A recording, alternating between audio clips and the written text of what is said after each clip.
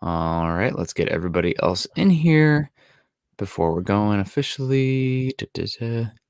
I can hear a little bit of myself on your end when I talk, Scott. Just a little bit. I forgot to turn the speaker back down. It's all good. It's actually just probably my microphone's in a better position. Yeah, and you guys let us know in the background if our sound is okay, that we're not, uneven. But welcome in. Everybody should be here now. It is Thursday morning, November 25th. It is Thanksgiving. Happy Thanksgiving to everybody. Happy Thanksgiving to you, Scott. What is the go-to dish for Thanksgiving? I know I asked you before, but I'm putting you on the clock now. Number one overall pick on the Thanksgiving table. What is it? For me, I like the green bean casserole the best. It's basically cream of mushroom soup and green beans. That's always been one of my favorites. So you get crispy onions too, right? Yeah, and the crispy onions. Yep. That's that's a Midwestern thing for an Iowa kid. Yes, that one. I think that one followed me down from Ohio from the family coming down. So that's my favorite. My aunt made the best rice pilaf too. I don't know if that's ever a Thanksgiving thing, but she knows how much I like it. So whenever I'm around, there's always, and that's mushrooms and brown rice and. That's my favorite. But, it's still really hard to beat just good mashed potatoes, buttered mashed potatoes, too, and biscuits. Yeah, absolutely. It's all pretty good. Yeah, it is all pretty good. It's all about living on sides. 100%. If you're a vegetarian, if you go hungry, and I am, it's still your own fault. Yeah. No, 100%. Oh, and happy Thanksgiving to my mother. She's in Kansas City right now visiting my sister. So there we go. Happy Thanksgiving, Mom. Hope you're doing well. Miss you, and I'll see you guys pretty soon. About a month from today is Christmas too. So my family is crazy about Christmas. I think we talked about that the other day. So we'll be thankful to see them soon. We got Mo coming in saying thankful the Broncos aren't on TV today. Yeah, I guess. But that being said, I wish they were because some of these games are not very great. We got Mile High Huddle coming in here. Good morning, Mile High Huddle. Good morning, Mo. Mo is obviously that was me. That was me. It was easier. So Mo was the first one in, and I was here while you were refilling coffee. I realized I don't want to call this the wrong mug, but I realized I had already filled it when I was like, wait a minute, how come this is full? I was like, how come my crafter is about empty here? I was like, oh crap, I didn't use the right mug. Well, now the Broncos are going to lose, and it's all Scott's fault. But we got Quinn coming in. Can't wait to watch Chicago versus Detroit. Thanks, NFL. Yeah, that's going to be a real barn burner, right? I mean, you know what? I'm okay with it, though. Yeah, I am. I mean, y'all know how this started, right? I mean, you know why it's Detroit every year. When they first came and did this, no one wanted to do it, and Detroit stepped up. Wow. So they did, and they've gotten the privilege of, now that it's a marquee game, that they get the right to keep going to it because they're the ones that stepped up when nobody else wanted to. So I'm okay with that. I really am. Might not watch the game, but I appreciate the fact that they're sticking to their principles for a change on that. Yeah, it's I remember just always growing up, and I'd watch the Detroit game if it was on, but typically it was, who gives a bleep? The most notable thing I can remember with the Lions, I think the Ndamukong Suh stomp game was a Thanksgiving game. Well, the Packers are always on too. It seems like the Packers are always on, and they're usually decent. Yep. But I start looking for the Egg Bowl, one of the most underrated rivalries, and it's because I've said even in socioeconomics, the biggest battles aren't at the top. The most heated, fiercest, we're going to kill each other rivalries and battles are at the bottom to keep from being last. Yeah. And that's kind of where Ole Miss and Mississippi State have been historically. So Ole Miss, Mississippi State, they used to play that game. And I guess Texas A&M used to play on Thanksgiving too, or at least right in that narrative. So there's usually something on worth watching. And if not, you know what? I'm going to fire up Paramount Plus and watch a replay of Chelsea Juventus. There you go. Natalie and I, my wife and I, watched the first 2 episodes of Hawkeye last night. She is a big-time Marvel nerd, huge Marvel nerd. So love her for that. I don't say that disparagingly. So watched that last night.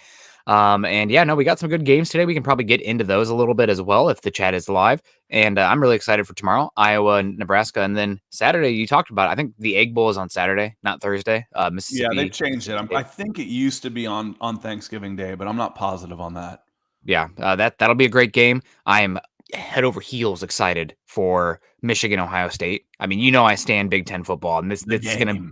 It is, yeah. I mean, what a game! It's too bad that Michigan lost to Michigan State just because it had battle of unbeateds. The last regular season game would have been incredible. You can't have nice things. Yeah. Michigan State then just gets absolutely embarrassed. We also got, Penn State plays Michigan State. Will be a great game. And Ole Miss, Mississippi State will be a great game. Oklahoma State. That'll be an awesome game as well. I cannot wait for that one. So good weekend. The SEC's turned into the old Big 8 when it was just Nebraska and Oklahoma. Now it's just Georgia and Alabama and sometimes LSU, sometimes maybe Florida. I mean, this year for sure. Yeah. This year for sure. It's like you don't know how good everybody else is until they start playing some of the other cross-conference games because those two are just really, really good. And Clee says no Dallas today. Yeah, Dallas was usually on also. Dallas is on today. Okay, yeah, I was like they're usually on too. Let me grab a couple before we lose them. Yeah. I know Nick likes to run through the whole chat, but I want to highlight some of the people coming in with stars because I am super thankful for people coming in with stars like Dave Glassman, who's been a big supporter of our show all the time. Andrew Lampy coming in.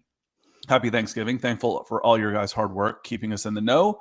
Also thankful for the community for making this such a great place to be. Me too. That's actually one of the things I'm thankful for. I'm thankful for Chad Jensen and Mile High Huddle, and everybody that he's brought together into this platform, including Nick and including all of y'all. And Andrew, congratulations. He won one part of the raffle yesterday. Oh, hell yeah. Awesome. So congratulations to you, Andrew. And then Nick, if you want to start running through some hellos or matters of business, now would be a good time. I want to say hello to Yvonne. Nailed it. Okay, happy Thanksgiving. I had to think about it there. Sound and image is great. That's good to hear. You're looking good too, Yvonne. Miguel's in the house. Miguel's almost always giving stars, so we're thankful for you, Miguel. Down in New Mexico. Happy Thanksgiving, fellas.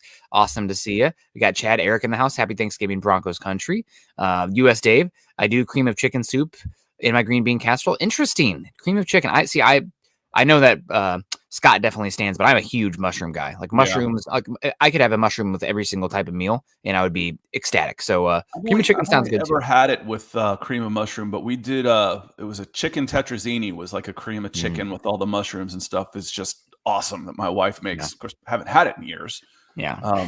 But I can see green bean casserole with cream of chicken. That'd be pretty good too. I can do that. Like I said, it's not hard. She's like, oh, is it hard being a vegetarian? I'm like, I like to eat. I love food. Love it. Yeah. It's like, get me full. I'm happy.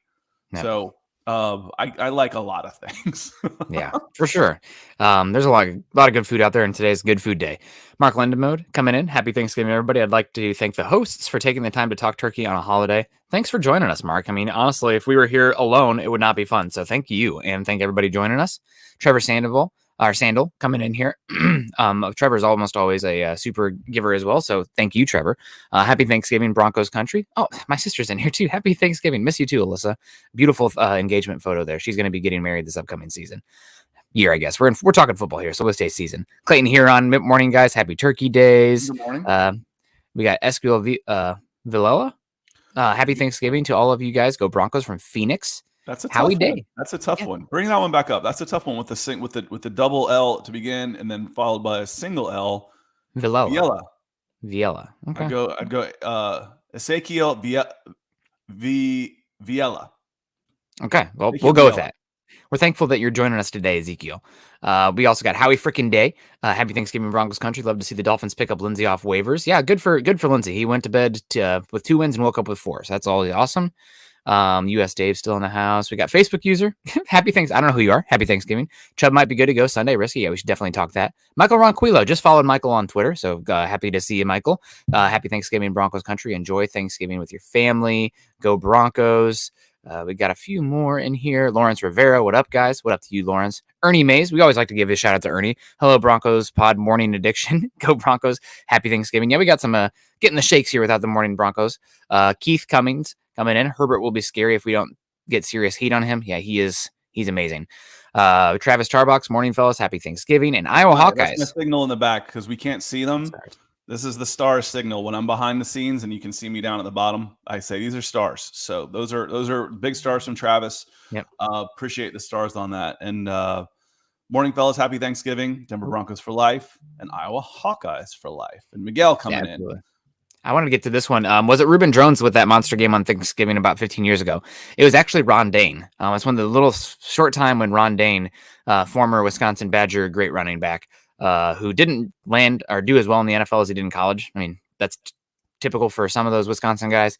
But Came it to was the Ron Dane. NFL with 2,000 carries on his tires on the Yeah, mileage. exactly. But we say, you all have heard me say it before, that the balance and power is probably more important than a tenth of a second on a 4.5 or a 4.55 versus a 4.55 40, 4.45 40. Yeah.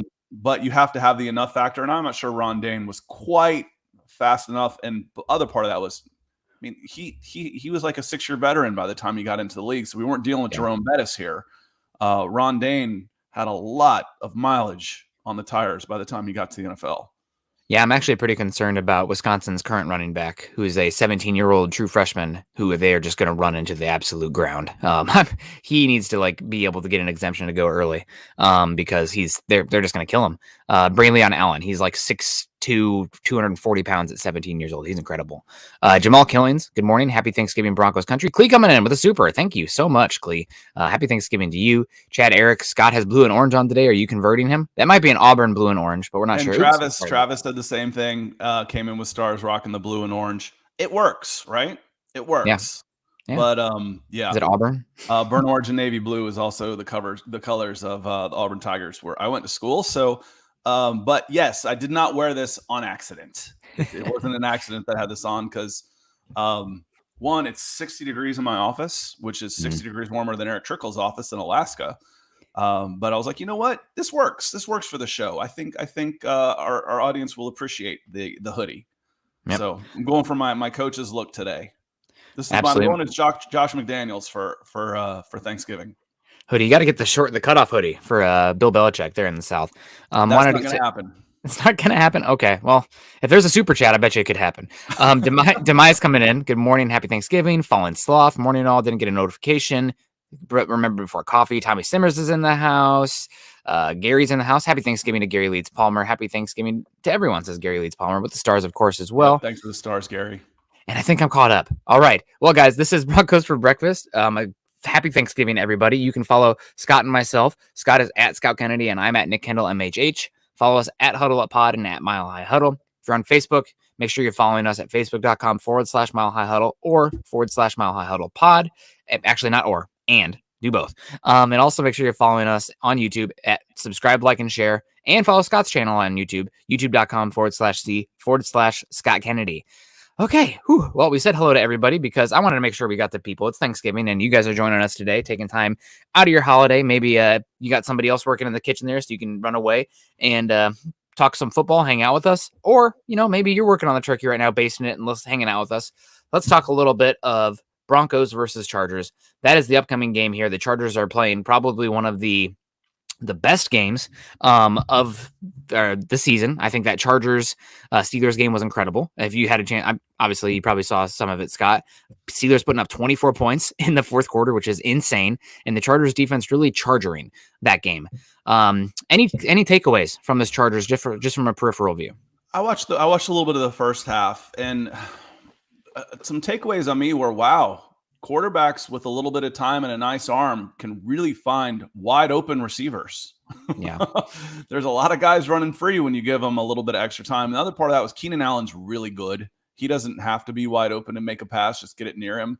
I almost back in the day, I almost made a t-shirt and branded it, horseshoes, hand grenades, and Larry Fitzgerald, close only counts when. Yeah. And I kind of feel that way about Keenan Allen. Just get it close to him. He'll bring it in. Really good player. Overall takeaways though on this is, how do you feel about our defense versus Herbert and the LA Chargers offense? I have trouble. I might just have to say Chargers because I have trouble with the LAC. To me still LA Clippers, and that's still a tough one. With the Chargers offense, more interesting to me right now, and I'll let Nick handle this, is the running game against the worst rushing defense in the league.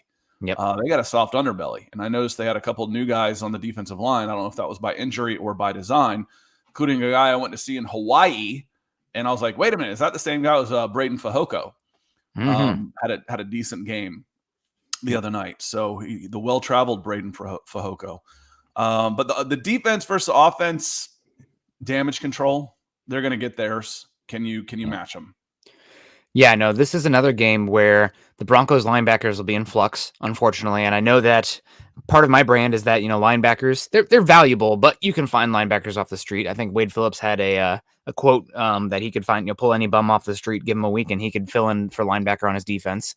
So obviously, I don't know if he said bum because that's what his dad's name was, but the Broncos linebackers are in trouble. When you lose 2.5 guys, when Justin Strnad, one of your guys that you were hoping to develop, looks as poor as he does, you bring in a guy mid-season, and your third string or second string linebacker in Baron Browning has injuries all season. Now he's dealing with back spasms that he might not even go this week. You're going to have issues at the linebacker position. Any position you dig that deep down the depth chart, you're going to have warts.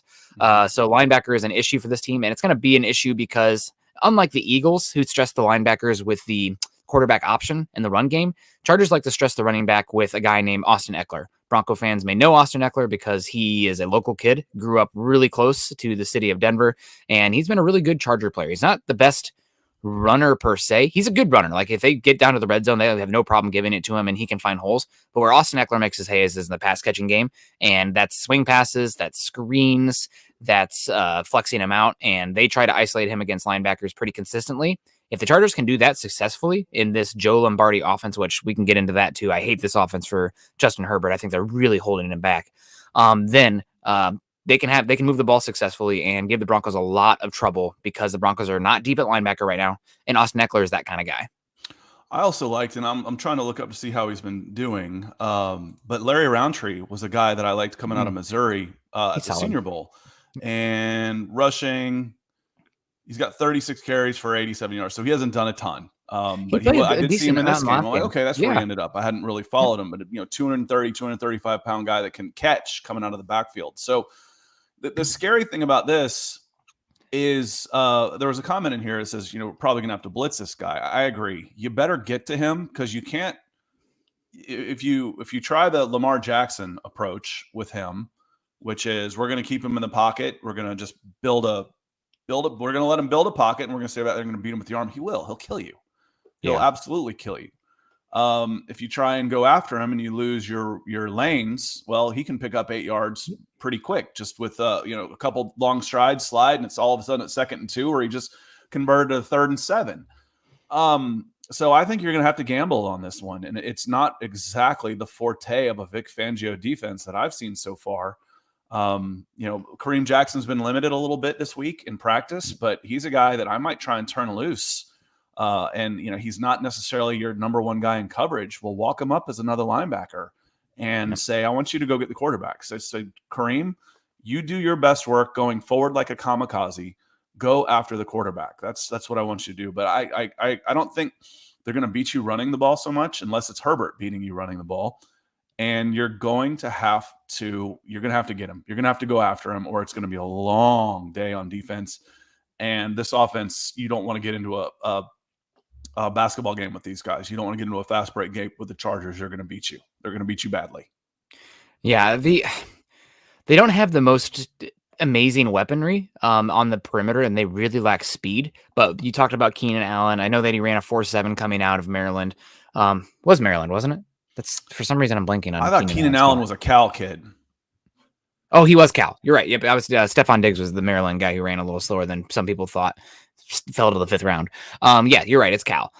Keenan Allen is a really good slot weapon. Can get separation quickly. I'm very impressed with Mike Williams too. I don't know about number 7 overall pick for Mike Williams' talent level, but he's a really good field stretcher. They are really lacking Tyrell Williams this season, and I think the Chargers this offseason they prioritize building the offensive line because the Chargers had the worst. This is crazy. The Chargers last year had the worst run blocking rate and the worst pass blocking rate in the NFL, both of them. So they were the worst, dead last in both categories. Justin Herbert was the best quarterback in the NFL last season against pressure. He's regressed there. That's typically the case for against pressure. But the lines have gotten better. Yes, the lines have gotten better. They're playing much better. Rashawn Slater, honestly, is playing at a borderline all-pro level. Their left tackle, 13th overall pick out of rookie Rashawn Slater. Yep, out of Northwestern. I see a lot of people saying Rashawn Slater and Tristan Wirfs should be second team All Pro. That's how good they've been, and they're both 22 years old, which is amazing and insane for tackles. But we got Mo coming in. I want my $2. Scott might catch that reference. Scott, you're gonna have to help me out on this. Oh no, I don't. I feel bad. I should. Mo will let us know in the comments. Eclipse is saying Happy Turkey Day. Good to see you, Eclipse. Hope you're doing well. We got another one here, Miguel. Yeah, Miguel coming back in with some stars, asking the question about our personal preferences. This one's easy for me. Yeah, it's football. I mean, I don't give a flying hoot about the NBA. I'm sorry. I mean, I'll watch the finals and I'll watch March Madness. I do like March Madness, but like the NBA, nah. I'm watching Christmas movies. I'm hanging out with the family then more than Thanksgiving. Yeah, well, frankly, March Madness is another name for March Madness is nobody gives a damn until March. That's been my argument for years about the playoffs. Like, oh, look how exciting March Madness is. Yeah, when do you watch your first college basketball game? The tournament. It's like, well, let's just start with the tournament and ignore that other stuff that doesn't matter. So for me, football. I like football better anyway, but I don't think I've ever watched an NBA game on Christmas Day. Ever. I probably just leave a Christmas Story on, 24 hours of a Christmas Story on in the background and just let it run for sure. So, and Travis coming back in with some more stars saying, our Broncos, this should remind me of the old Forrest Gump quote, you never know what you're going to get. Like a box of chocolates. One week they look dominant, the next week non-existent. Just ready for some consistency. And that's the thing. Nobody's getting that. I use this line. I use this line on Sunday Night with Zach, saying that we're in the shame on me phase of this relationship, and he kind of was like, "What already?" He thought I was talking about him, but I was talking about the Denver Broncos. About coming off, we got to get a response. They're at home. They're going to show it. They're going to play, and then it's like I don't believe in them. I don't believe in this team that they're going to go out and fight to win. The Dallas Cowboys game looks like more of an anomaly, and the fact that they've lost they won 2 in a row, so they've lost 4 out of 6, 5 out of 7 actually. They've lost 5 out of 7 games. It feels about right, and going through the rest of the season, I don't think they win this game. I think they should beat Detroit, and then you get a swing game between the Bengals and the Raiders possibly, and you're looking at 7-10 and picking in the low teens.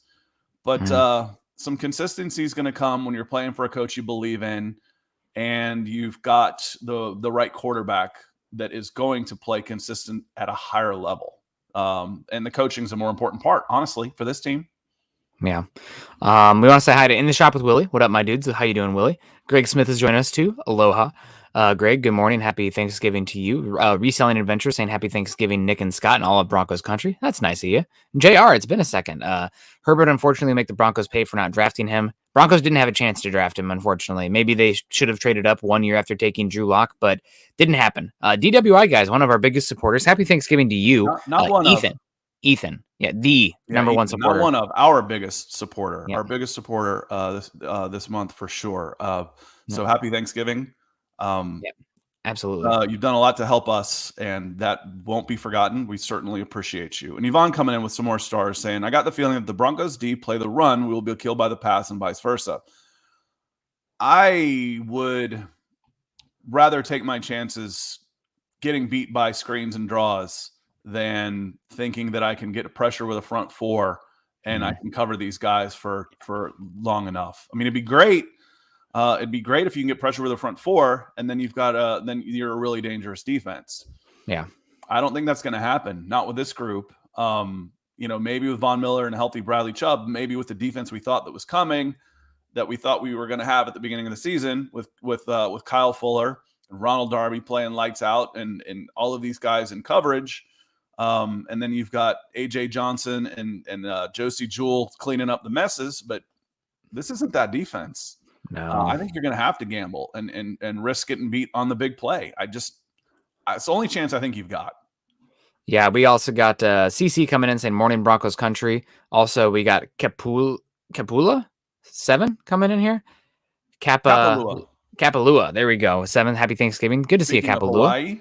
Yeah, for sure. That sounds Hawaiian to me.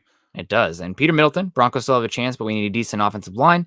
But I want to get into a comment you just made. We have Bradley Chubb coming back, and Andrew asking the question: is Chubb playing? It does sound like Bradley Chubb is going to play.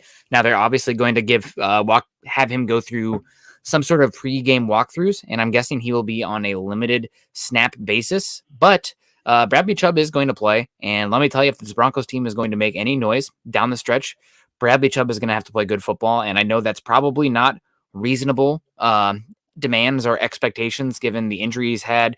His conditioning is going to be a little bit slow. This Broncos defense itself is kind of really underwhelming. I think they're 27th in weighted DVOA this season right now, which is, I mean, God, this was supposed to be a top 5 defense, and they're 27th in DVOA. I know they're like, it's crazy how crazy the juxtaposition between Broncos points per game and the DVOA. DVOA, they say they're like a bottom 8 unit. Points per game, I think they're 3rd in the NFL. So I need to get into some Football Outsiders people. I think Aaron Nagler is one of the guys up there to ask what's the huge difference there, what's causing that huge disparity.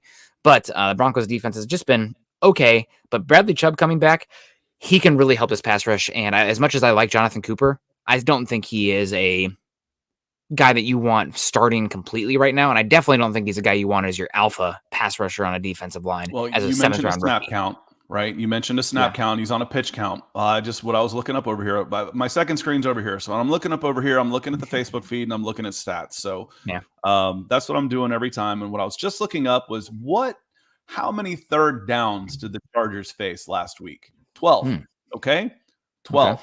That's how many. That's how many plays. Third down is when I'm putting Bradley Chubb in the game. Coming up right now is that. So if he's healthy, if he's good enough to go, because as Fangio said, and I preach all the time, don't listen to what they say at press conferences. But he said he hasn't played and he hasn't practiced. That's just fact. Yeah. So 12 plays. You put him in on third down. I think that's where you want to use him. Bradley, you don't worry about schemes. Don't worry about this. Go get the quarterback. That's your job. And you can do it a dozen and a half times during the game. A second and long, sure passing situations, third downs, third and more than 3. That's when I would put Bradley Chubb in the game. Yeah, that's a good call. Man, the thing is, you really would like to have him for his run defense too, right? Like that's the big thing. It's Malik Reed has been getting absolutely assaulted in the run game on the edge. You can typically scheme against the run, though. But when you're the this pass thin, rush is a personnel thing, unless with the blitz. If you're just going to rush your 4, you need your guys to take care of that. I can roll up a safety if it's a running situation. Again, you're going to gamble. You can't stop. You don't have the personnel right now to just stop everything. So you're going to have to take some gambles. And I think you can scheme. And they don't scare me as much in the run. They don't. As Herbert does throwing the ball. So you absolutely want him for his run defense, but I think he's going to make his money as a pass rusher. Yeah, yes, that's what moves the straw that stirs the drink. I'm just a little bit concerned about the Chargers being super efficient with the run game and the Broncos not dictating numbers to that and then making it second and short, third and short, and that's when Herbert can kill you. Now, I do want to say, sticking on the Chargers offense still here, Joe Lombardi is such a terrible fit for what Justin Herbert wants to do. It's like he is driving a Ferrari in a school zone constantly. It's this Drew Brees, very horizontal West Coast offense that, does a good job of working the ball to Austin Eckler. I think that's one thing that Sean Payton, obviously, watching the Falcons, getting the ball to those short passing guys and letting them do stuff after the catch. This offense is pretty good at that, but you have Justin Herbert, who arguably, I would say, has a top 5 arm in the NFL right now as terms of velocity. He makes some throws in some windows that just don't make any sense. It's honestly, it's shocking. Some of the throws he can make against some of the coverage. It's like, yeah, you should never throw between the 2 safeties in cover 2 with a deep dropping linebacker. Justin Herbert's fitting it in that window every single week. How? Not fair. If people get upset, Teddy Bridgewater, he throws it deep. Teddy Bridgewater, though, arm strength isn't for a professional quarterback, arm strength isn't evaluated on distance. It's velocity. It's how quickly it can get from A to B. And Herbert is unbelievable arm talent, and they're not really using him vertically right now. So I do agree with you as far as blitzing Herbert. But I think I'd be more interested in rushing with 4 or 5 consistently, having one of your linebackers be a combo spy that is taking a running back, but also keeping an eye on Herbert because there's the screen game they like to use a lot. And then Broncos, what they've been doing more recently, and hopefully you'll see some more this week, especially with Surtain being healthier this week than he was 2 weeks ago. More man coverage. You're seeing more press man out of this Broncos defense. They're being a little bit more aggressive on defense. So important in this game, and it's the same thing as the Eagles game. And I know it's really, an eye roll. Oh, duh, of course, Nick. The Broncos cannot come out terrible on defense in the first half. They cannot get behind because this is not an offense that can play from behind. The defense needs to be good. I'm not even asking for a lead. 20 points in the first half on 5 possessions. Well, you're done. Game is over at that point, especially against this Chargers team. They can't run to put the ball away, so I guess you can come back. They can charger it up. Passing games is for playing catch up. Run games are for assaulting the game away. And they can pass with the best of them, but I'm just not super. I don't know about blitzing because I think that Herbert's arm talent can kill you vertically, and I'd rather make them march down the field. Well, the way I see it with the arm talent, again, and like you said, anybody can throw one over the top. Drop one in a bucket over the top. That's not the arm strength. The sitting back, I see these receivers killing you on crossing routes because he can fit the ball between your zones, your linebacker and whoever's trailing him. On a rope. We see those plays all the time where you've got a man trailing across the middle of the field. And you're like, wow, he really got beaten coverage. I'm like, you can't run with a receiver like that. They're in a corner in the world that can run a drag route against receiver. You need help from the inside. Totally. And if you've got a quarterback that can get it like that, then they're just going to kill you with drag routes and crossing patterns. So that's what I see happening. Again, it's if you remember Rocky 2, he's sitting there, they're watching film on the first fight. And you're like, man, you're brave for getting back in the ring with him. You're watching this and you're thinking, I don't know how to stop these guys. And I said, if it's, try and keep them obvious, it's the cliches. It's try and limit their first down plays, keep them in second and long, and then you're gonna have to get pressure on Herbert. You're gonna have to, and then hope your linebackers are good enough to limit any of the. You don't want him beating. You don't make him convert his first downs with his throws, not his legs, because it's too easy if he can escape and get out there. And the answers that were coming in on the $2 reference were better off dead. I don't remember seeing that one. I watched. I've said for years and years that, as an 80s kid, our music was terrible, but our movies were legit.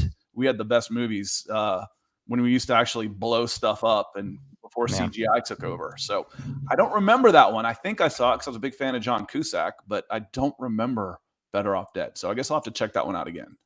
Yeah, I don't remember that. And we had a comment earlier about, you just had it up, about Patrick Surtain going up against Keenan Allen. Patrick Surtain, you don't see the Broncos a lot of times have a cornerback follow a wide receiver the whole game. You'll see a little bit of mix and matching, but I would assume that Patrick Surtain will get mostly lined up against Mike Williams, a big, strong, down the field, physical at the catch point kind of guy where Surtain with his size and length and ability to press and run, that's probably what I see. And then Darby on Allen more so. But the one that scares me is Keenan Allen versus Kyle Fuller. I think that's one that you're going to have to lean on Kyle Fuller just because the injuries and whatnot, and you're paying him and he's okay. But that's one that scares me a good bit. It doesn't scare me though. $50 coming in from the DWI guys, giving me a reason to be thankful this Thanksgiving. Thank you, Ethan. Ethan says, happy Thanksgiving to you and your families. Appreciate you guys being on today. Well, we appreciate you hanging out. We weren't sure if we would get a lot of eyeballs in here, but the chat is popping and it's a lot of fun to talk about that. So, thank you so much. And we had a comment earlier, much earlier about, here we go. I found it. Yes. Blaze coming in here saying, do you guys think that Melvin will ball out against the Chargers? Perfect transition for talking about the Broncos offense versus the Chargers defense. And I know that a lot of people are down on Melvin Gordon right now at the fumble, as they should be. Melvin, cover up the GD ball with 2 hands. What are you doing? Please, for the love of God, cover up the ball. You cannot turf for that thing, especially with this offense being as limited as they are in terms of explosive plays. But this should be a good game for Melvin Gordon and Javonte Williams. The Chargers defense, and I'll get into some of the numbers here in a second. The Chargers run defense is terrible. I wouldn't say they're historically bad, but they are dead last in the NFL in a number of metrics. And I have some specifics as far as even run directionality as well for this Broncos team and how they can attack the Chargers. So we can get into that in a second. Yvonne coming in. Yvonne coming in here saying, now talking about our offense, do you think Teddy and Mhm. the offense can outscore the Chargers? I think we need to score over 24 to have a chance. 24 is the goal. That's what you should be shooting for. However, it is the AFC this year, and it is the AFC West. So funky things can happen. I mean, we might be talking about a 13-10 game. Who knows? That's sometimes that's how it can work out for these games. And the Chargers, from what the games I've watched, I think the Chargers have to be near the top in the NFL in dropped passes as well. Now, some of that is because Herbert throws some freaking bullets that sometimes they just have a hard time with. But I think 24 is a good line to think of. More importantly, though, and this is just me being annoying, you don't want to look at the raw data here, 20 points per game. That doesn't tell as good of a story as points per possession. Broncos need to be efficient in their per possession game. They want to drag out the game. They want to limit possessions, and they want to play field position. And doing so means that sometimes, let's say it's a 20-17 game, but each team has 2 to 3 less possessions than they typically do. So their points per possession is going to go way up. What do you think, Scott, offensively for the Broncos versus this Chargers team while I dig up this Chargers run game I think data? you got to run the ball for sure. Yeah. I mean, you say this, and then you're like, okay, don't go away from the obvious. Don't try and outsmart yourself. You want to be a running team, and this is the worst rush defense in the NFL. Boom. I mean, this Pretty seems really, really easy. I got 2 workhorse running backs. I got an offensive line I want to protect that likes to move forward. With a rookie at left guard who's a mauler. I've got like I said, two really good running backs. I got a couple of really good tight ends, so I can go 12 personnel, and if I can beat you guys passing with those guys if I need to. I can get the ball to Fant. I can get the ball to Okowebenam. And you like how I'm saying that so clearly now? Yep. I was afraid to say it when we first started this show. And I look at their numbers. I look at the Chargers numbers. I'm like 24. I don't know if 24 is going to be enough to get it done. But we'll go through. I'm just going to rattle off some numbers. These are points scored by the Chargers. 20, 17, 30, 28, 47, 6, 24, 27, 20, 41. So 24 could get it done in a game like this. Yeah, it could. But finish your drives. Don't go down there start and kicking field goals, or worse, turning the ball over. Oh God, red zone finish offense. your drives, run the ball, get 7, and the more I start looking at that defense, I'm thinking, okay, maybe this isn't hopeless. Maybe there's a chance. But then I start again, like I said, fool me, shame on me phase of this relationship. I don't know that they'll go in there and run the ball like they should. And I don't know that they will be able to run the ball, even if they do, because they haven't proven that they can consistently do anything except being consistent. That's why I don't feel good about the remaining 7 games on this schedule. And against a team that can score and move the ball like this, it's going to be hard to slow them down enough for your offense to keep up, I believe. Yeah, that's the biggest thing. And you said talk about running the game. I will say in that the Eagles game, the Broncos did a pretty darn good job of sticking with the run game, even though their defense was wilting drive after drive. And it wasn't until the Broncos were down 14 points in the fourth quarter where they kind of abandoned the run game. And that is, that is going to be what it is, right? Like if you're down 14, it's pretty hard to do the slow pace run game that the Broncos have been using this season. So defense has to keep the game close. They have to keep it within striking distance. Otherwise, the run game isn't viable anymore, and then you're in big trouble. But as far as the Chargers get run defense this year, they are really as bad as you can imagine. The Chargers this year dead last in the following run metrics. Rush DVOA, they have a 5.2% DVOA grade, and that is that is double the DVOA grade of the 31st ranked team, which is the Jets. So they are dreadful against the run as far as DVOA, which is weighted by opponent. Rush EPA per play, they're dead last in the NFL at 0.032. And rush success rate, they're 50% of the rushes that they give up are considered a successful rush, which on first down, that would be 6 yards. Second down, that would be 8 yards. And third and fourth would be 100% of the yards needed for the first down. So they're terrible. And it continues to get bad. Nick, these running backs better have 50 touches. If they don't have 50 touches, you should fire Shermer coming out of the game. As long as there needs to be a little context to that for me, because the defense they can't be down 21-3 in the second quarter and you can't run it 50 times. It's not going to happen. The defense has to play. The only way you're down 21-3 is if you're coughing is turnovers. turnovers, and if you're not running the ball and turning the ball over. Yeah, and the Broncos this year, they are the 25th base team in DVOA on first down, but they're really good on second and first down. So they need to be much better. Sherman needs to look in the mirror on first down because everybody gets upset about Teddy Bridgewater on third down. Their third down and second down metrics are not terrible. First down is, I think it's actually 27th. Again, the question is, it's like you're right on about league average for third, and what's your average now? It's like 8 or 9. It's probably gotten worse. It's like your average third down conversion is 9. It's last in the NFL, which is 10%. You know, the league converts third down at the same rate that third and 9 at the same rate that the Broncos are. It's just the Broncos are averaging third and 9. So why are you always in third and 9? That's the bigger question. Yeah. And I'm not saying that that part of that isn't on the quarterback or the schemes or whatever, but that's the problem. It's first and second down. Third down's just about normal for third and 9. It's just the fact that you're always in third and 9. 40, I believe it was 23 and 17 for rushes against the Cowboys. I think Melvin Gordon had 23. Javonte had 17. Throw in 5 targets between them. You were talking about 45 possible touches or so against the Cowboys. Yes, please. 45, rounded up to 50. I want 50 touches / targets for the running backs in this game. Yeah, that does, though, require the defense to show the hell up. Right, like they have to get stops. They cannot let the other opposing team average 8-10 play drives every time they touch the ball. That's just the defense. That doesn't matter. It doesn't. It's so difficult though, because then you're really talking about scraping your possessions. Because both teams are draining. Until you get down 3 scores, you can stick to the game plan of running the game, running the ball. And if you're running the ball against this team, you can score. So. Again, it's the cliches. I know, but one of my favorite phrases is they're stereotypes for a reason. You know, it's not because they don't happen. It's how they become stereotypes. How do you think they become stereotypes? Run the ball, limit your penalties, don't turn it over. Oh my God, penalties in the red zone. You know, penalties in the red zone. Beat this team if you're running the ball and all of a sudden it comes back from a hold. It's like instead of 2nd and 3, you're 1st and 20. Now you're in trouble, and that's how you get beat. So running the ball, beating yourself like that.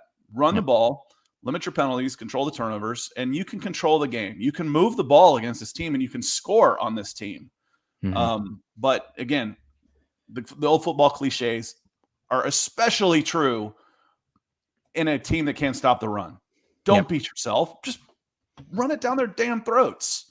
Yep. And they have been a little bit better the last couple games as far as their run game efficiency. And I know that a lot of people were Chargers people that I follow or talk to.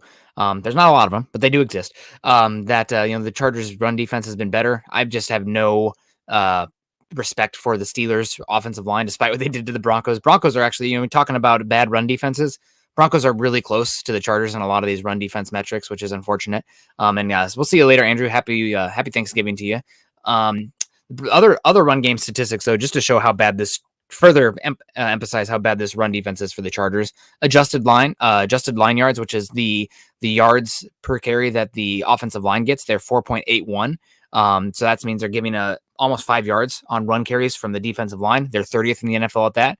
Their running back yards is 4.66, which is 28th in the NFL, and their stuff rate is only 28th in the NFL. So the Broncos, they've actually been struggling in the NFL as far as stuff rate goes. They can get to the second level and open field, and when they do, they're great, but they get stuffed too often. Chargers are terrible at that. They're not stuffing anybody, to your point. No. So who should we see have a big game? Javonte Williams. Together now? Javonte Pookie Williams. Let's do it. Okay. Second level runner in the NFL is a rookie who's a 220-pound wrecking ball. Yeah. What's the biggest criticism we've had with Javonte is that he's sometimes running in the back of his blockers or getting stuffed. This team doesn't stuff anybody. Nope. So there's a Thanksgiving pun in there somewhere. So the Chargers aren't bringing stuffing this year to Thanksgiving dinner. Also directionality. Chargers are actually pretty good on the left end, so that'd be like the D gap outside the tight end. They are 9th in the NFL, so running left, that's Calvin Anderson or Garrett Bowles. I don't even know which one it'll be yet. Maybe not the best, but across the rest of it, they're bottom 10 in the NFL. Left tackle, mid guard, they're 30th. Which is between the either guards. So the A gaps there. Right tackle, they're 32nd in the NFL, and then right end, they're 23rd. So I don't know how much. It's weird that they're okay on the left end and then not at the other side. But run at Jerry Tillery. And if you can get to the second level, that's not their second level yards. They're not the worst at that. They're not their average in open field yards, but like you said, the Broncos' biggest issue has been the stuff getting run stuffed, and that's not going to be a problem in this game. On paper, it should not be a problem. Shouldn't be. I'm wondering now.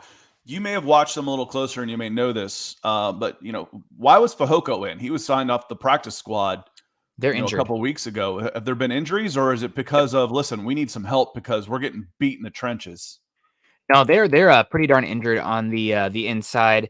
I think they have guys that are back now, but they were injured. Let me pull up the Week 11 injury report for the Chargers here. The Livinal Joseph and Justin Jones both were injured in that last game, so that's why. Especially Joseph, he's their run stuffing guy on paper. He's kind of fallen off a little bit there, but that's why he was signed. It's because they just have so much injuries, and I guess credit to Fehoko, they were a little bit better against the Steelers, but this Broncos interior offensive line seems like they're starting to come together. You have had the bye week now, another week for Quinn Minor's going to work with these guys, and we were maybe not tough, but like a little bit concerned with the offensive line and Mike Munchak early in the year, right? This offensive line, especially the interior, the run blocking has struggled. This is one, and honestly, the Broncos, 5 of their last 7 opponents are all terrible run defenses. So this is a game where maybe the Broncos can lean into that identity a little bit more, and it can be effective. It's just the gosh darn defense has to play like the highest paid defense in the NFL. And I know they're weak at linebacker right now, but it's like you cannot play this run heavy team if your defense is bad. And right now the Broncos defense is bad. You can't do it. Yep, because it blows your game plan if you fall behind. Just plain and simple. And Trav, this is one of my favorite questions. And I see this one a lot. Why aren't they using Mike Boone? Because they don't use the 2 they've got. He's not better than the 2 they've got, and they're not wearing them out. So why would you play Mike Boone? And this isn't directed at you, Tarvis. This is Travis Tarbox. Just why would you? Why we talk about we want Javonte Williams to get more carries. There again, the most touches I've seen between these 2 guys is 40, and that's only happened once. It's usually 12 and 10 on carries. When you're only getting 22 carries to Melvin Gordon and Javonte Williams, why would I take some of those and give them to a third running back? I wouldn't. That doesn't make any sense. This goes back to the discussion before the trade deadline that Nick and I had right before the Dallas game. It's like, I'd absolutely try and move Melvin Gordon. You're not using him. If you're only going to give the running backs 22 carries, you don't need 2. I'd use Mike Boone to get 3 or 4 carries while Javonte Williams gets a break. And then they went out and had a 45-touch game between the running backs. And we're like, thank you. Yes. Now we can use both. But I still don't think there's enough touches. I don't want to take touches away from those 2 or any of the other weapons to give them to Mike Boone. That doesn't make sense to me. Yeah, I agree with you there. That's a big thing. You just don't have enough touches. And some people are like, why haven't we seen Boone yet? It's the same reason that we really haven't seen much of McTelvin Agim yet. Broncos have been really injured this year. Running back and defensive line, everyone drink, knock on wood, pray to whatever gods that you believe in. Broncos have not been decimated in injury on the interior defensive line and the linebacking position or the running back position. They've definitely been decimated at linebacker, where you're seeing those guys. So hopefully we don't see them. And it's not because it's not an indictment on those guys. It's just Broncos have not been bitten there in respect to other positions. And if you weren't the worst team in the league in converting third down, you'd have more plays. If you have more plays, you'd have more targets, you'd have more touches, you'd have all those type of things, but you're not running enough offensive plays for there to be more targets and touches to go around. We see after every game, there's always, this guy didn't get enough targets. Well, who did you want to take him away from? One ball. One ball. That's the thing. And I get, I don't want 10 carries to go to Javonte Williams when Melvin Gordon got 12. Well, still, that's only 22. So again, start converting on third down and extending some of these drives. There will be more touches and more targets to go around for everybody. And Yvonne with more stars. Yvonne, you've been awesome today. Like I said, we're here because y'all are here. If I can text Nick while I'm watching television. So we're here because y'all are here. So we certainly appreciate it. It says, hopefully after the bye, the team brings a new attitude. This is a moment for a turnaround. At 5-5, it is. There's 7 games. You go 4-3, that might get you in the playoffs. 5-2 definitely gets you in the playoffs. I think that's a pipe dream. But 4-3, and you're right there with a possibility. You're playing for something on the last day of the season. And you win this game. You go into Sunday Night Football at Arrowhead with a battle for whoever wins that game is first place in the AFC West with only 5 games to go in the season, which is crazy. And it shows you just the parity in the NFL this season and how what a big conglomerate of 500 teams ish there are in the middle of the belly. But Broncos win the Chargers game and above 500, and you got a chance to go into Arrowhead. I can't laugh without saying it. You got a chance to go to Arrowhead with first place in the AFC West. But you got to beat the Chargers first.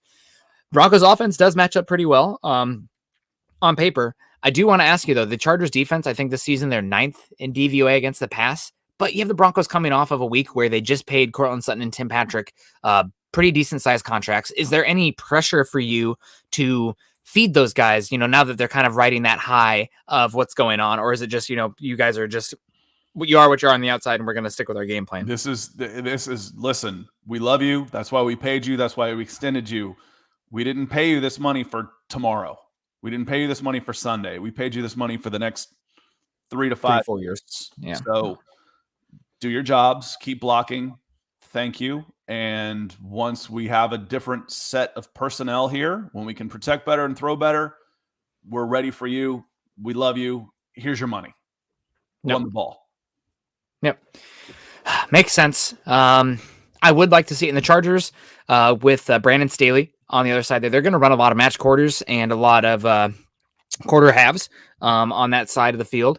And that means the Broncos will probably be limited with the big play. But that means also with how terrible this Chargers has been against the run and how bad their linebacking play is. I mean, you talk about the linebacker position. I think you and I differ maybe a little bit about linebacker, but the Chargers trading up a first-round pick, giving up a lot of day 2 capital to move up for Kenneth Murray, who has been dreadful for them at the linebacker spot. That's just terrible practice. And it doesn't even matter because they hit on Justin Herbert in that draft, right? And if you hit on the quarterback, you have a lot of grace to miss on other picks. I mean, you can look back at the Chiefs over the last 3 or 4 years.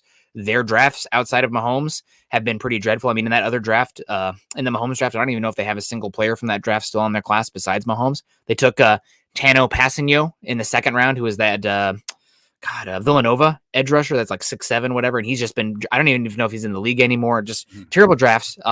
But they hit on the quarterback, and that's made everything else work. So it's rough, but I'm not a big fan of in Murray. The league anymore. I mentioned this in a chat. I don't think I was producing yours. I might have been. Might have been you and Carl. Paxton Lynch was out of the league in 2 years. Did he have problems outside of football? 3 years, I think. Okay, but he didn't play any games. So when you look at his card, it's got 2 games. So he didn't play at all. Yep. Did he have problems? He was a buffoon who didn't really have the mental capacity for the game, for the quarterback position, and nor the work ethic. So I don't. He's not a. It's not like he's a bad guy. At least as a backup somewhere, unless you're failing tests of a certain kind over and over and over again. That's what looking at that, seeing a 19 pick or whatever it was, pretty high, and the guy's out of the league in 3 years. I'm like, huh. I mean, they're still recycling Colt McCoy for God's sakes. Yeah. No, he is a dumb donkey, if you will, and was known for, not tuning in on meetings, playing video games, and not sticking around. And the quarterback, I mean, it really is a position. This is one thing that makes it really hard for draft analysts like myself and like you. I try to preface it in the NFL as like, it's easy for me, offensive line and defensive line talent. Like I can see it. I know it when I see it. Bigger, faster, stronger. Technique is important too, obviously, but you can see it. Quarterback, so much of it is about between here and in here. And we're going off of hearsay for that from guys like, oh, they say this guy is a hard worker. I don't know him. I don't even know unless they're going to Iowa, I don't know a lot of the staff or whatever that's working with somebody. So I can't speak to that.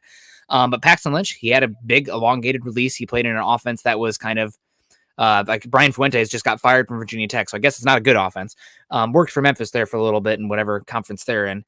I can't remember off the top of my head. Memphis is a fine school. Don't let me disparage them too much. They're a good, decent mid-level football program. But Paxton Lynch, long elongated release. Didn't have the heart, didn't have the mind for the position, and he's out. I think he was the 27th overall pick. The Broncos traded up in that draft, and it's you talk about the butterfly effect here. Like that draft, the Broncos are trying to trade up for Paxton Lynch, the Chiefs were trying to trade up for Paxton Lynch, and the Cowboys were trying to trade up for Paxton Lynch. Broncos won that battle, and the Cowboys ended up taking Dak Prescott in the 4th. God damn it. And the Chiefs, the following season, ended up trading up for Patrick Mahomes because they didn't get Paxton Lynch. Double goddamn it. So sorry for cursing on your Thanksgiving, guys, but Really unfortunate. Biggest issue with that pick, though, it wasn't the process of trading up for a quarterback that late with the tools. Although you'd hope that they would understand that is not very smart and not a lot of desire. Biggest issue is that you let that pick keep you from going after a quarterback early in the draft for the next 2 seasons, and that's what sunk you. Mm-hmm. You can't be committed to BS. Yeah, that's the phrase I've used about heart is, they say you can't measure someone's heart, which is true, but you can dang sure tell if someone's got one or not. Yeah. And that's the key. And the same thing is kind of with the moxie, all those it factors. You know it when you see it. You can't measure it, but you know it when you see it. Tommy coming in for a question for you, Nick. So how good in your opinion is Iowa's center? Is he a possible target in the middle of the first? So let's say you're sitting there at 15 or 16. What do you think? I haven't been overall impressed with Cushenberry. Remember that Miners was drafted as possible as a center replacement. Cushenberry said as much during the offseason, says if I'd played better last year, they probably wouldn't have drafted this guy. I think we believe that Miners' long-term future will be at guard, but center, you could use some help. Yep. Man, this is tough for me, and I really don't like to be that guy, but it's the same reason I remember 4 draft cycles ago, everybody's like, oh, Josie Jewell's getting a lot of tackles. I'm like, he's kind of small, and he's not explosive sideline to sideline. He's probably a day 3 pick. And if the Broncos took him day 3, that'd be great. But, I wouldn't spend a premium draft pick on him. And Broncos took him in the 4th round. He's been a good pick for a 4th rounder, right about where I'd hoped. On the other hand, and I really try not to be biased with my Hawkeyes when it comes to the draft evaluation. The other hand, I was like Tristan Wirfs. This guy's incredible, amazing. My number 3 or 4 overall pick on that board that season. He ends up going 13, and he's arguably the best right tackle in football right now. I mean, he's really actually up there. So I'd like to say that I'm pretty on the nose with my Hawkeye analysis in the draft. And I would say Tristan Wirfs, he's a great center, but you need to have him in a wide zone scheme. What did I say? You said Worth again. Okay, excuse me. Tyler Linderbaum, center. He came to Iowa as a defensive tackle. They converted him to center. One of those wrestlers as well. He's an all-state wrestler and shot putter.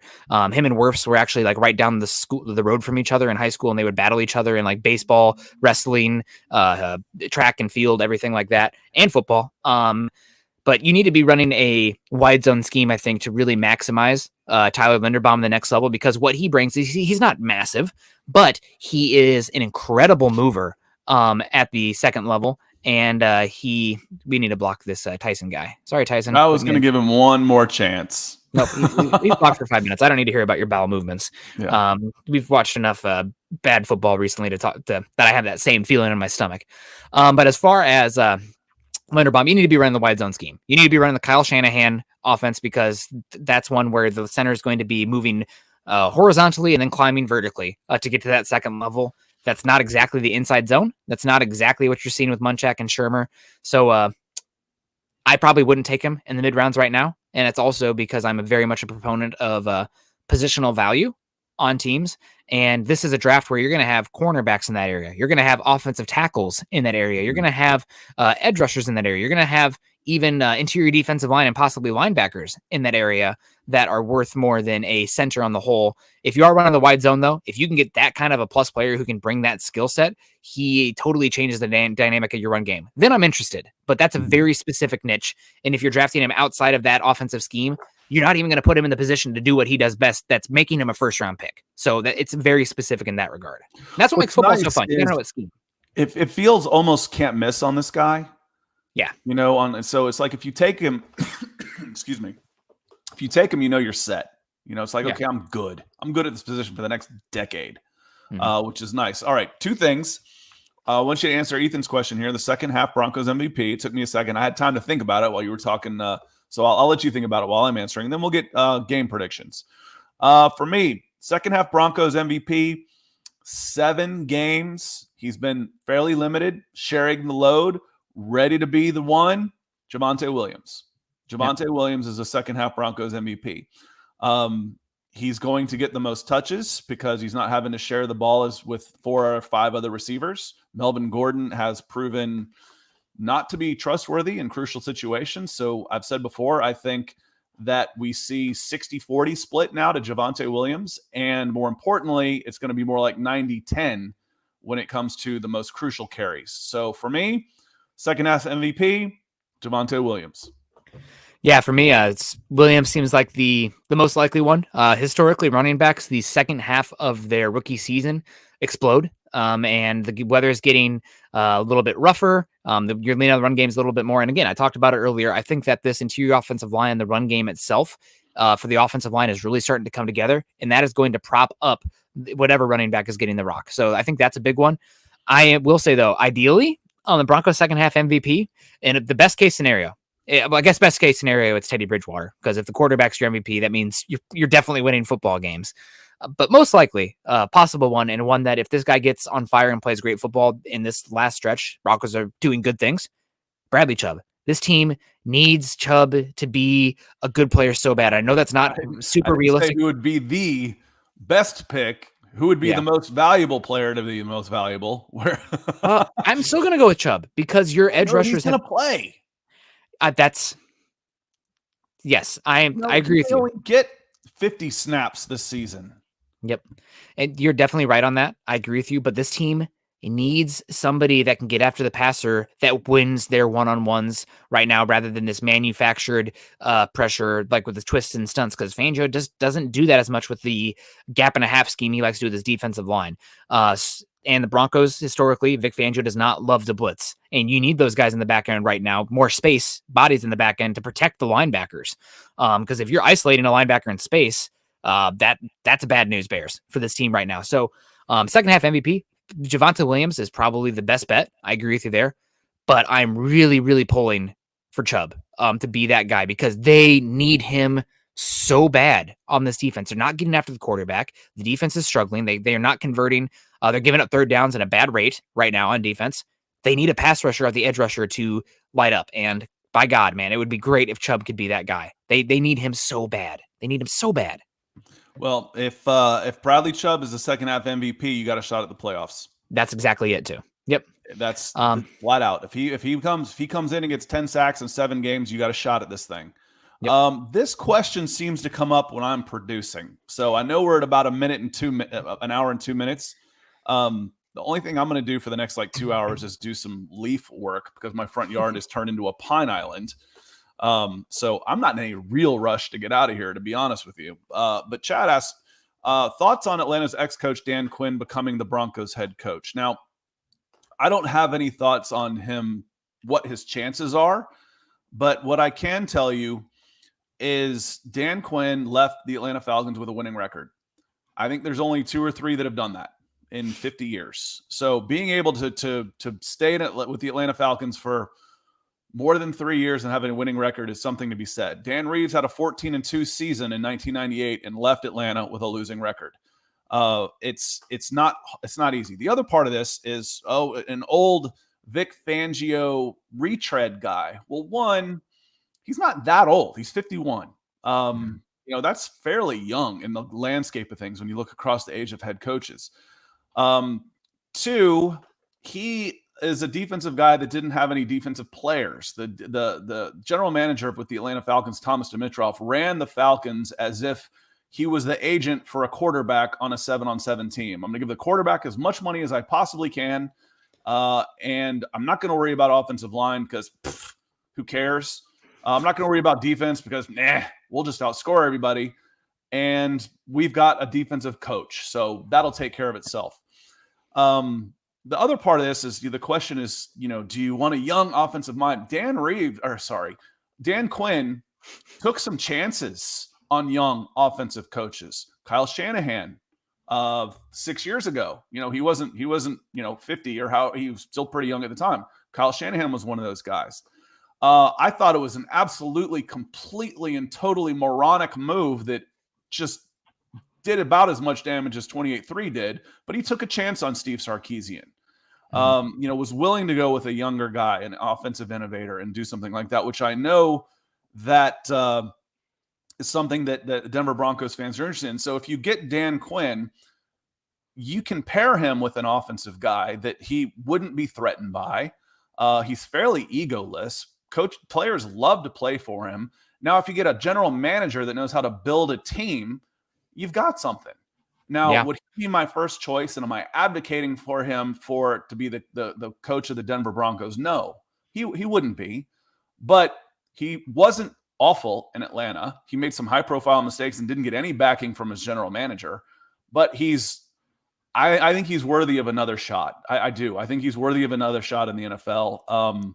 And he's a guy that's a lot easier to root for. Like I said about Teddy Bridgewater, maybe this isn't the best example.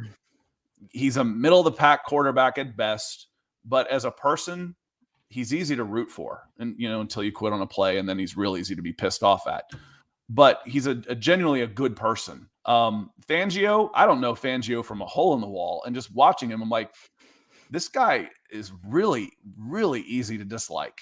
He's petty. He's insecure.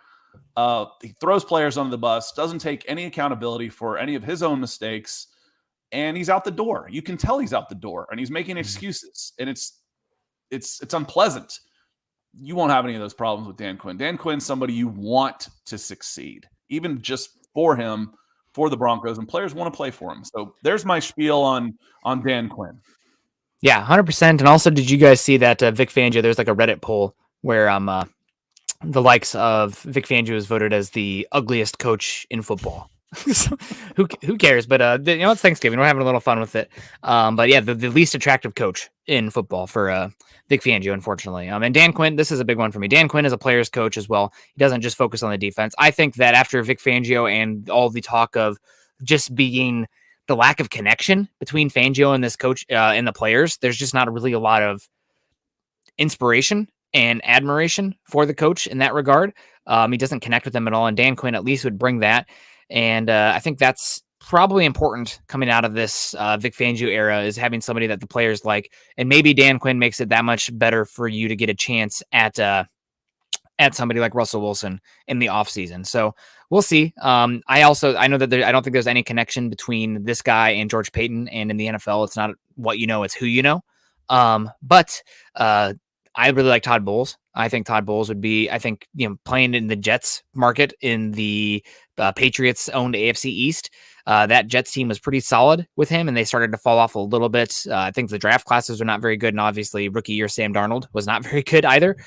So Todd Bowles, I thought his ability to solve problems, his innovation, what he's done, he's shown to play schemes based on he's going against offensively. He also maybe has some of that Bruce Arians and Tom Brady gold coming off of him at this point, playing with Tampa Bay with a few years, and players really love Todd Bowles as well. So I would love to have Todd Bowles come in for an interview. I'm not sure if that's going to happen, but I've always been a big fan. Trading 3 picks to move up to take Sam Darnold's a fireable offense.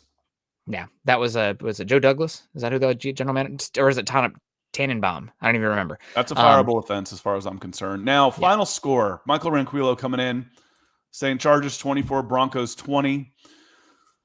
Oh, I think I like this one around 31-17. Chargers. I think it'll be low scoring because I think both these teams are going to not have lightning, quick strike offenses. I think it's going to be very methodical. So I think that the points are going to be harder to come by because I think the possessions are going to be harder to come by. So I think it's going to be Chargers 23, Broncos 16. A lot of field goals. Let's look at lines real quick. It looks like 47.5. And what I just say, 31-17, 48. So I'm not touching the over under. Nope. And Chargers -2.5. I like that. I'll take the Chargers. I'll take the Chargers. The Broncos haven't been great at home. I know it's a home field game, but what has that mattered so far? Yep. So I'd lay off the over under, and I'd take the Chargers to cover. Yeah, and CC coming here. I think Fangio was the one who wanted Teddy. I think that Fangio didn't necessarily want Teddy more so than he didn't want Locke. I think that's the biggest one here. So we'll leave it on that. Everybody have a great Thanksgiving. We're going to get on out of here. You guys can follow Scott and myself on Twitter. Scott is at Scout Kennedy, and I am at Nick Kendell MHH. Also, make sure you're following us at Huddle Up Pod and at Mile High Huddle. Guys, the holiday's right around the corner. Make sure you go to huddleuppod.com to get your gear. You support us, Mile High Huddle, and Broncos for breakfast. We got the coffee mugs. It's Thanksgiving. This maybe has whiskey in it. I don't know. I don't have work later. And obviously the hat as well. So we have a good time. Make sure you're going to huddleuppod.com to check out the gear there. Also, make sure if you're on Facebook at all, join us, like us at facebook.com/Mile High Huddle, as well as facebook.com/Mile High Huddle Pod.